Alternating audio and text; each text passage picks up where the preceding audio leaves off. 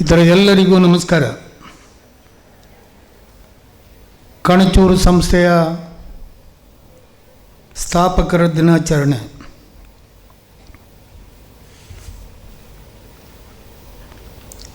ಇದು ಪ್ರತಿ ವರ್ಷವೂ ನಡೆಸಿಕೊಂಡು ಬರುವಂಥ ಒಂದು ಕಾರ್ಯಕ್ರಮ. ಈ ಸಂಸ್ಥೆಯಲ್ಲಿ ಜವಾಬ್ದಾರಿಯುತವಾಗಿ ಉಳ್ಕೊಳ್ಳುವಂಥ ಎಂಪ್ಲಾಯೀಸ್, ಅದು ಡಾಕ್ಟ್ರುಗಳು ಮತ್ತು ಇತರ ನಾನ್ ಟೀಚಿಂಗ್, ಇದು ಅಲ್ಲದೆ ಈ ಸಂಸ್ಥೆಯ ಒಳಗೆ ಕಲಿಯುವಂಥ ಪ್ರತಿಯೊಂದು ವಿದ್ಯಾರ್ಥಿನಿಯರು ಯಾರೂ ಕೂಡ ಈ ಒಂದು ಸಮಾರಂಭ ಅಥವಾ ಈ ಒಂದು ಕಾರ್ಯಕ್ರಮದಿಂದ ಹೊರಗುಳಿಬಾರ್ದು ಅಂತೇಳುವ ಒಂದು ಹಂಬಲ ನನಗೆ. ಮೊಟ್ಟ ಮೊದಲನೇದಾಗಿ ಇದು ಇತ್ತೀಚೆಗೆ ಅಂದರೆ ಮೆಡಿಕಲ್ ಕಾಲೇಜ್ ಸ್ಥಾಪನೆ ಆದ ನಂತರ ಈ ಕಾರ್ಯಕ್ರಮವನ್ನು ನಾವು ಹಮ್ಮಿಕೊಂಡೆವು. ಇದಕ್ಕೆ ಕಾರಣಗಳು ಇದೆ. ಯಾಕಂತ ಹೇಳಿದರೆ, ಯಾವುದೇ ಒಂದು ಸಂಸ್ಥೆ ಹುಟ್ಟು ಹಾಕಿದರೆ ಆ ಒಂದು ದಿನಾಂಕ ಅಥವಾ ವರ್ಷ ಅಥವಾ ಆ ಉದ್ದೇಶ ಮುಂದಿನ ಪೀಳಿಗೆಗಳಿಗೆ ನಿರಂತರವಾಗಿ ಇರಬೇಕು ಅಂತ ಹೇಳುವ ಉದ್ದೇಶ ಭಾರತೀಯ ಸಂಸ್ಕೃತಿಯಲ್ಲೂ ಕೂಡ ಅದು ನಿಚ್ಚಳವಾಗಿ ಹೇಳಿದ್ದಾರೆ. ನೀವು ತಗೊಳ್ಳಿ, ಅನೇಕರು ಈ ದೇಶಕ್ಕೆ ಸೇವೆ ಸಲ್ಲಿಸಿದಂಥ ಮಹಾತ್ಮ ಗಾಂಧೀಜಿಯವರು ಇರ್ಬೋದು, ನೆಹರೂರವರು ಇರ್ಬೋದು, ವಲ್ಲಭಾಯಿ ಪಟೇಲ್ರವರು ಇರ್ಬೋದು, ಮೌಲಾನಾ ಆಜಾದ್ ಇರ್ಬೋದು, ಅನೇಕ ಪಾರಂಪರ್ಯವಾಗಿ ಇವತ್ತಿನ ನರೇಂದ್ರ ಮೋದಿ ಇರ್ಬೋದು ಮತ್ತು ಇನ್ನಿತರ ನಾಯಕರುಗಳು ಈ ದೇಶಕ್ಕಾಗಿ ಏನು ಸೇವೆ ಮಾಡಿದ್ದಾರೆ ಅವರ ನೆನಪನ್ನು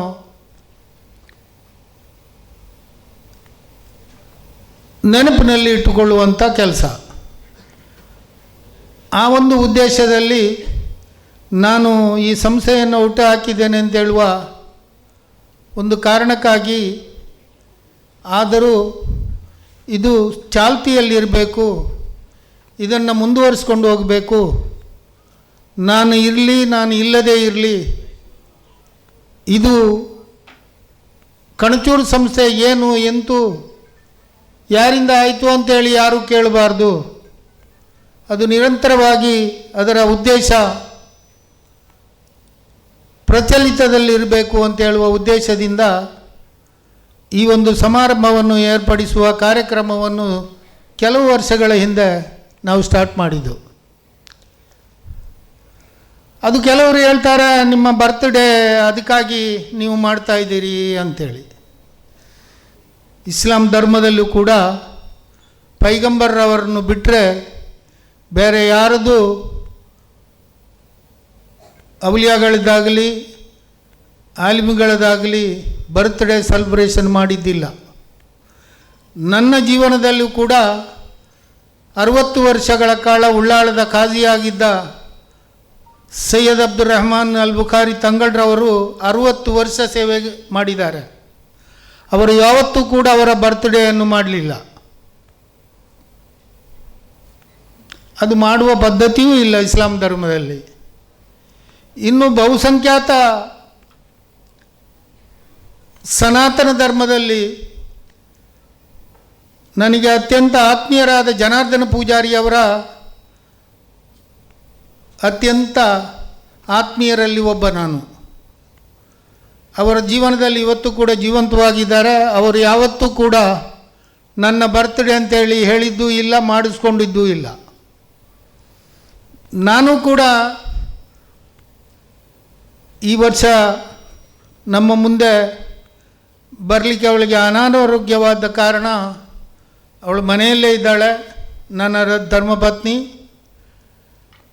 ಯಾವತ್ತೂ ಕೂಡ ನನ್ನ ಬರ್ತ್ಡೇ ಅಥವಾ ಒಂದು ಕೇಕ್ ಕಟ್ ಮಾಡೋದು ಇವತ್ತಿನವರೆಗೆ ನಾವು ಮಾಡಿದ್ದಿಲ್ಲ. ಒಂದು ಗಾದೆ ನೆನಪಾಗ್ತದೆ, ತಲಚೇರಿಯಲ್ಲಿ ಮೂಸಕೇಯಿ ಅಂತ ಹೇಳುವ ಒಬ್ಬರು ಮಹಾನ್ ವ್ಯಕ್ತಿ ಇದ್ರಂತೆ, ಧನಿಕ. ಅವರನ್ನೆಲ್ಲರೂ ಮೂಸಕೇಯಿ ಮೂಸಕೇಯಿ ಅಂತ ಕರೀತಾ ಇದ್ದರು. ಅವರಿಗೆ ಇಷ್ಟ ಆಗಲಿಲ್ಲ ಅದು. ಏನು ನನ್ನನ್ನು ಮೂಸಕೇಯಿ ಮೂಸಕೇಯಿ ಅಂತ ಕರೀತಾರೆ ಅಂಥೇಳಿ ಊರಿಗೆಲ್ಲ ಒಂದು ದಾವತ್ ಕೊಟ್ಟರು. ದಾವತ್ ಅಂದರೆ ಒಂದು ಉಪಚಾರ, ಊಟೋಪಚಾರ ಕೊಟ್ಟು ಸಾವಿರಾರು ಜನ ಸೇರಿಸಿ ಎಲ್ಲರ ಹತ್ರಲ್ಲೂ ಸಂತೋಷವನ್ನು, ಇವರು ಮಾಡಿದ್ದೇ ಉದ್ದೇಶ, ಇನ್ನು ಮುಂದೆ ನನ್ನನ್ನು ಬರೀ ಮೂಸ ಅಂತ ಕರೀರಿ, ಮೂಸಕೇಯಿ ಅಂತ ಕರಿಬಾರ್ದು ಅಂತ ಹೇಳುವ ಒಂದು ಸದುದ್ದೇಶದಿಂದ ಇನ್ವಿಟೇಷನ್ ಮಾಡಿ ಎಲ್ಲರಿಗೂ ಹಂಚಿ ಅವ್ರನ್ನ ಬೀಳ್ಕೊಡುವ ಸಂದರ್ಭದಲ್ಲಿ ಎಲ್ಲರೂ ಕೈ ಕೊಟ್ಟು ಅಸ್ಸಲಾಮ್ ಅಲೈಕುಮ್ ಅಲೈಕುಮ್ ಸಲಾಮ್, ನಾ ಬರ್ತಾ ಮೂಸಕೇಯಿ ಅಂತೇಳಿ ಹೇಳೋಕ್ಕೆ ಹೊರಟರು. ಹೋಗುವಾಗ ಎಲ್ಲರೂ ಹೇಳಿದ್ದು ಮೂಸಕೇಯಿ ಅಂತಲೇ. ಅವರು ಊಟ ಮಾಡಿಸಿ ಅನ್ನ ಮಾಡಿಸಿ ದಾವತ್ತು ಮಾಡಿದ್ದು ಈ ಹೆಸರು ಬದಲಾವಣೆಯ ಉದ್ದೇಶಕ್ಕೆ. ಆದರೆ ಹೋಗುವಾಗ ಅವರು ಹೇಳಿದ್ದು ಅದೇ ಥರ.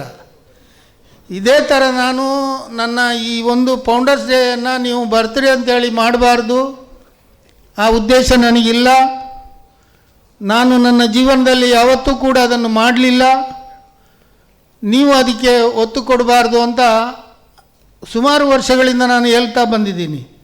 ಆದರೆ ಈಗ ಈ ವರ್ಷ, ಕಳೆದ ವರ್ಷದಿಂದ ನಾನು ಅದನ್ನು ಬಿಟ್ಟುಬಿಟ್ಟೆ ಹೇಳೋದು. ಯಾಕೆ, ಹೋಗುವಾಗ ಎಲ್ಲರೂ ಹೇಳೋದು ಹ್ಯಾಪಿ ಬರ್ತ್ಡೇ ಅಥವಾ ನಿಮಗೆ ಶುಭವಾಗಲಿ ಈ ಥರದಲ್ಲಿ. ಆದರೆ ನನ್ನ ಉದ್ದೇಶ ಅದಲ್ಲ.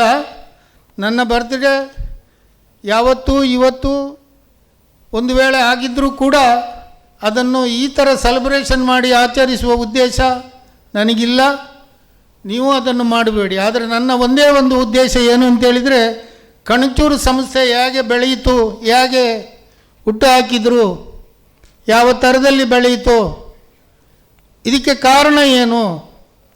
ನಮ್ಮ ಪ್ರೊಫೆಸರ್ ಹೇಳಿದಾಗೆ, ನಾನು ಈ ಸಂಸ್ಥೆ ಹುಟ್ಟು ಹಾಕುವುದಕ್ಕಿಂತ ಮುಂಚಿತವಾಗಿ ನಮ್ಮ ಜಿಲ್ಲೆಯಲ್ಲಿ ಅತ್ಯಂತ ಉನ್ನತ ಪದವಿಯಲ್ಲಿರುವಂಥ ವಿದ್ವಾಂಸರು ಅಂತ ಹೇಳಿದರೆ ಅವರನ್ನು ಮೀರಿಸುವವರು ಯಾರೂ ಇಲ್ಲ ಇಲ್ಲಿ ಈ ಜಿಲ್ಲೆಯಲ್ಲಿ.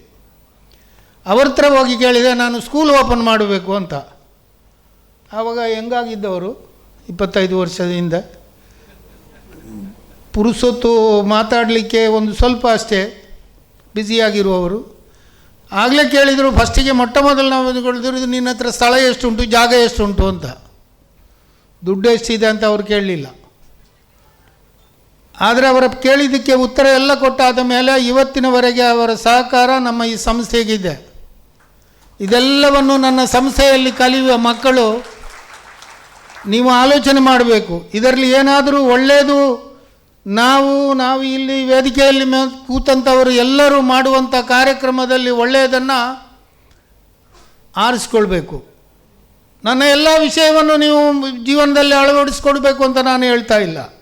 ನಾನೇನಾದರೂ ಒಳ್ಳೆಯತನದಲ್ಲಿ ಏನಾದರೂ ಮಾಡಿದ್ದಿದ್ದರೆ ಈ ದೇಶಕ್ಕಾಗಿ ನಾನು ಯಾವತ್ತೂ ಹೇಳುವುದು ಉಂಟು, ಈ ಸಂಸ್ಥೆ ಮುಸಲ್ಮಾನಾದ ನನ್ನದು, ನಾನೊಬ್ಬ ಅತ್ಯಂತ ಗೌರವಾನ್ವಿತವಾದ ಮುಸಲ್ಮಾನ. ಆದರೆ ನನ್ನ ಸಂಸ್ಥೆ ಮುಸಲ್ಮಾನರಿಗೆ ಮಾತ್ರ ಇಲ್ಲಿ ಸೀಮಿತವಾಗಿಲ್ಲ. ಇದು ಈ ದೇಶದ ಸಂವಿಧಾನ, ಈ ದೇಶದ ಜಾತ್ಯತೀತ ವ್ಯವಸ್ಥೆಗೆ, ಈ ಭಾಗದ ಸರ್ವ ಜನಾಂಗದ ಜನಗಳಿಗೆ, ಮಕ್ಕಳಿಗೆ, ವಿದ್ಯಾರ್ಥಿನಿಯರಿಗೆ ಮೀಸಲಿಡುವಂಥ ಈ ಸಂಸ್ಥೆ ಅದು ಎಲ್ಲರಿಗೂ ಸಮಾನಾಗಿ. ನನ್ನ ಜೀವನದಲ್ಲಿ ಅನೇಕ ರಾಜಕೀಯ ನಾಯಕರುಗಳು ಕೂಡ ಪರಿಚಯಸ್ಥರು, ಆತ್ಮೀಯತೆ ಬೆಳೆಸುವವರು ಎಲ್ಲರೂ ನನಗೆ ಬೋಧಿಸಿದ್ದು ಅದನ್ನೇ ಕೂಡ. ನಿಮಗೆ ತಿಳಿದಿರಬಹುದು, ಈ ಸಂಸ್ಥೆಯಲ್ಲಿ ಅನೇಕ ಪಾರ್ಟಿ, ಪಂಗಡ, ಜಾತಿ, ಮತದವರು ಈ ಸಂಸ್ಥೆಗೆ ಬಂದು ಹಾರೈಸಿದ್ದಾರೆ. ಮೊನ್ನೆ ತಾನೇ ಈಗ ಕಳೆದ ಸಲ ನಮ್ಮ ಇಲ್ಲಿಯ ಲೋಕಸಭಾ ಸದಸ್ಯರು ಮತ್ತು ಅವರ ತಂಡ ಬಂದು ನಮಗೆ ಆಶೀರ್ವಾದ ಮಾಡಿದ್ದಾರೆ. ಇದೆಲ್ಲವನ್ನು ಯಾಕೆ ಹೇಳ್ತಾ ಇದ್ದೀನಿ ಅಂತ ಹೇಳಿದರೆ, ಮಕ್ಕಳಿಗೆ ನೀವು ಈಗ ನಿಮ್ಮ ಜೀವನ, ನಿಮ್ಮ ತಾಯಿ ತಂದೆ ಅಥವಾ ನಿಮ್ಮ ಕುಟುಂಬ ಅಲ್ಲದೆ ನಿಮ್ಮ ತಲೆಯಲ್ಲಿ ಬೇರೆ ಏನೂ ಇಲ್ಲ. ಮೊದಲನೇದಾಗಿ ನಿಮ್ಮ ಎಜುಕೇಷನ್, ಅದು ಬಿಟ್ಟರೆ ಈ ಹೇಳಿದ ಮಾತು. ಆದರೆ ಇನ್ನೊಂದು ವರ್ಷ, 2 ವರ್ಷ, 4 ವರ್ಷ ಕಳೆದ ಮೇಲೆ ನಿಮ್ಮದು ಇದಾಗಿ ಉಳಿದಿಲ್ಲ.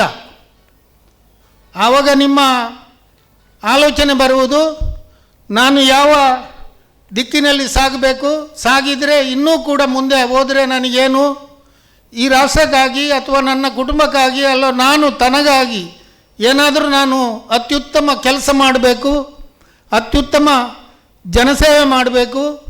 ಈ ಥರದ ಮೆಂಟಾಲಿಟಿ ನಿಮ್ಮ ತಲೆಯಲ್ಲಿ ಹೊಕ್ಕಾಗ ಈ ದೇಶದ ಅತ್ಯುನ್ನತ ಸ್ಥಾನಗಳಲ್ಲಿ, ಅದು ಡಾಕ್ಟ್ರ್ ಇರ್ಬೋದು, ಇಂಜಿನಿಯರ್ ಇರ್ಬೋದು, ಈಗ ನೀವೆಲ್ಲ ಕಲಿತು ಹೈಯರ್ ಎಜುಕೇಷನ್ ತಿಳ್ಕೊಂಡವರು ಅದಾದ ಸಬ್ಜೆಕ್ಟ್ನಲ್ಲಿ ಮುಂದುವರಿತಾ ಇದ್ದೀರಾ. ಅದು ಇಲ್ಲ ಅಂತ ಹೇಳಿದರೆ ಒಬ್ಬ ಸಾಮಾನ್ಯ ವ್ಯಕ್ತಿ ಕೂಡ ಏನು, ಅಥವಾ ಒಬ್ಬ ಮಹಿಳೆ ಕೂಡ ತನ್ನ ವಿದ್ಯಾಭ್ಯಾಸ ಅರ್ಧದಲ್ಲಿ ಮೊಟಕಾಗಿದ್ರೂ ಕೂಡ ತಾನು ಸಂಸಾರಿಸ್ತಳಾಗಬೇಕು, ನನ್ನ ಕುಟುಂಬವನ್ನು ಚೆನ್ನಾಗಿ ನೋಡಬೇಕು, ನನ್ನ ಗಂಡ, ನನ್ನ ಅತ್ತೆ, ಸೊಸೆ, ನಾನು ಹೋದ ಮನೆ ಎಲ್ಲವೂ ಚೆನ್ನಾಗಿ ಬೆಳಗಬೇಕು ಅಂತೇಳುವ ಸದುದ್ದೇಶ ಇಟ್ಟುಕೊಂಡು ಯಾವುದೇ ಒಂದು ಮಹಿಳೆ ಅಥವಾ ಹೆಣ್ಣು ಮಗಳು ತನ್ನ ಜೀವನವನ್ನು ಸಾರ್ಥಕವಾಗಿ ಕೊಂಡೊಯ್ದು ಆ ಮನೆಗೆ ಬೆಳಕಾಗುವಂತೆ ಆದರೆ ಅದೂ ಕೂಡ ಈ ದೇಶದ ಸೇವೆ ಅಂತ ಹೇಳುವುದರಲ್ಲಿ 2 ಮಾತಿಲ್ಲ. ನಿನ್ನ ಕುಟುಂಬ, ನಿನ್ನ ಮಕ್ಕಳು, ನಿನ್ನ ಗಂಡ, ನಿನ್ನ ಅತ್ತೆ, ಮಾವ ಇವರನ್ನೆಲ್ಲರನ್ನು ಒಗ್ಗೂಡಿಸಿಕೊಂಡು ತಾನೂ ಕೂಡ ಬೆಳೆಯಬೇಕು, ನನ್ನ ಕುಟುಂಬ ಸಂಸಾರ ಬೆಳೆಯಬೇಕು. ನಾವು ಅತ್ಯಂತ ಜಾಗರೂಕತೆಯಿಂದ ಅತ್ಯಂತ ಸಂಸಾರಸ್ಥರಾಗಿ ನಾವು ಜೀವನ ಮಾಡಬೇಕು ಅಂತೇಳಿ ಮುಂದುವರೆದು ನಿಮ್ಮ ಕುಟುಂಬವನ್ನು ಅಚ್ಚುಕಟ್ಟಾಗಿ ನೀವು ಸಲಹಿದರೆ ಅದು ಯಾವುದೇ ಜಾತಿ ಮತ ಭೇದ ಇಲ್ಲದೆ ಹೆಣ್ಣು ಮಕ್ಕಳು ಆ ಥರದ ಮುಂದುವರೆದು ಕೂಡ ಅದು ಕೂಡ ಈ ದೇಶದ ಸೇವೆ. ನೀವು ಡಾಕ್ಟರ್ ಆಗಬೇಕು, ಇಂಜಿನಿಯರ್ ಆಗಬೇಕು, ಮತ್ತೊಂದು ಆಗಬೇಕು, ಅದೆಲ್ಲವೂ ಹೌದು. ಆದರೆ ಅದು ಆಗದವರು ಕೂಡ ಈ ಥರದ ಕಾರ್ಯಮುಖರಾದರೆ ಅದು ಕೂಡ ಒಳ್ಳೆಯದು. ನನ್ನ ಅಪೇಕ್ಷೆ ಏನು ಅಂತೇಳಿದರೆ, ನಾನು ಈ ಫೌಂಡರ್ಸ್ ಡೇ ಉದ್ದೇಶ, ನೀವು ಒಂದು ಅರ್ಧ ಗಂಟೆ, 1 ಗಂಟೆ, ಇವತ್ತೊಂದು ಅರ್ಧ ಗಂಟೆ ಜಾಸ್ತಿ ಆಯಿತು ಇಲ್ಲಿ ಫಂಕ್ಷನ್ನ, ಇಲ್ಲ ಅಂತ ಹೇಳಿದರೆ 1 ಗಂಟೆ ನಿಗದಿತ ನಮ್ಮ ಸಮಯ ಈ ಫಂಕ್ಷನ್. ಯಾಕೆಂತ ಹೇಳಿದರೆ ಮಕ್ಕಳಿಗೆ ಹರ್ಟ್ ಆಗಬಾರ್ದು, ಹೆಚ್ಚು ಕಮ್ಮಿ ಭಾಷಣ ಮಾಡಿ ಉದ್ದೇಶಪೂರ್ವಕ ಸಮಯ ವ್ಯರ್ಥ ಆಗಬಾರ್ದು ಅಂಥೇಳಿ ಪ್ರತಿಯೊಂದರಲ್ಲೂ. ಇವತ್ತು ರಜೆ ನಮ್ಮ ಸ್ಕೂಲಿಗೆ ಅಥವಾ ಮತ್ತೊಂದು ಫೌಂಡರ್ಸ್ ಡೇ ಅಂತೇಳಿ ಇಲ್ಲ. ಇವತ್ತು ಯಾರ್ಯಾರು ಈ ಸಂಸ್ಥೆಗೆ ಈ ಫಂಕ್ಷನಿಗೆ ಅಟೆಂಡ್ ಆಗಿದ್ದೀರಿ ನಿಮಗೆಲ್ಲರಿಗೂ ಅಟೆಂಡೆನ್ಸ್ ಇದೆ, ಯಾರಿಗೂ ಸುಮ್ಮನೆ ಇಲ್ಲ. ನೀವು ತಿಳ್ಕೊಳ್ಬೇಡಿ ಫಂಕ್ಷನ್ ಭಾಷಣ ಕೇಳಿದ ತಕ್ಷಣ ಏನು ಇದು ಭಾಷಣ ಮಾಡುವುದಲ್ಲ, ನಿಮಗೆ ತಿಳಿ ಹೇಳಿ ನಿಮ್ಮ ಜೀವನದ ಬಗ್ಗೆ ಒಂದು ಅರ್ಧ ಗಂಟೆ ನೀವು ಯೋಚನೆ ಮಾಡಿ ಮುಂದುವರಿಯಿರಿ ಅಂತ ಹೇಳುವ ಸದುದ್ದೇಶದಿಂದ ಈ ಒಂದು ಸಮಾರಂಭ. ಪ್ರತಿ ವರ್ಷ ಇದುವರೆಗೆ ನನ್ನ ಧರ್ಮಪತ್ನಿ ಈ ಸ್ಟೇಜಲ್ಲಿ ಕೂತಿದ್ದರು, ಇವತ್ತು ಅವರು ಮನೆಯಲ್ಲಿದ್ದಾರೆ. ಅವರಿಗೆ ಸ್ವಲ್ಪ ಮಟ್ಟಿನ ಅನಾರೋಗ್ಯದಿಂದ ನೀವೆಲ್ಲ ನಿಮ್ಮೆಲ್ಲರ ಹತ್ರ ನನ್ನ ಪ್ರಾರ್ಥನೆ, ಅತ್ಯಂತ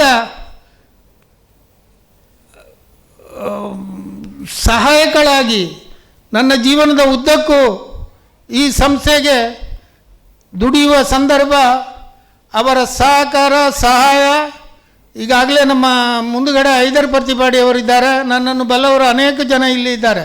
ಅವರಿಗೆಲ್ಲರೂ ತಿಳಿದ ಮಟ್ಟಿಗೆ ಅವರ ಸಹಾಯ ಸಹಕಾರ ನನ್ನ ಜೀವನದಲ್ಲಿ ಅತ್ಯಂತ ಅಮೂಲ್ಯ ಸಮಯ. ಅದು ಇವತ್ತು ನಮ್ಮ ಮುಂದೆ ಬರಲಿಕ್ಕೆ ಆಗಲಿಲ್ಲ. ಮುಂದಿನ ದಿನಗಳಲ್ಲಿ ಅವರು ಬಂದು ನಮ್ಮೊಟ್ಟಿಗೆ ಸೇರುವಂತೆ ಅವರಿಗೆ ಆರೋಗ್ಯ ಕೊಡಲಿ ಅಂತೇಳಿ ನೀವೆಲ್ಲ ಮಕ್ಕಳು ಒಕ್ಕೊರಲಿಂದ ದುವಾ ಮಾಡಬೇಕು ಅಂತ ನಿಮ್ಮಲ್ಲಿ ಕೇಳಿಕೊಂಡು, ನಿಮ್ಮ ದುವಾಕ್ಕೆ ದೇವರು ತಟಸ್ತು ಅಂತ ಹೇಳ್ತಾನೆ ಅಂತ ಹೇಳುವ ಭರವಸೆ ನನಗೆ ಇದ್ದುದರಿಂದ ನೀವೆಲ್ಲರೂ ದುವಾ ಮಾಡಬೇಕು, ನಿಮಗೆಲ್ಲರಿಗೂ ಒಳ್ಳೆಯದಾಗಲಿ ಅಂಥೇಳಿ ನನ್ನ ಮಾತನ್ನು ಮುಗಿಸ್ತೇನೆ. ಜೈ ಹಿಂದ್.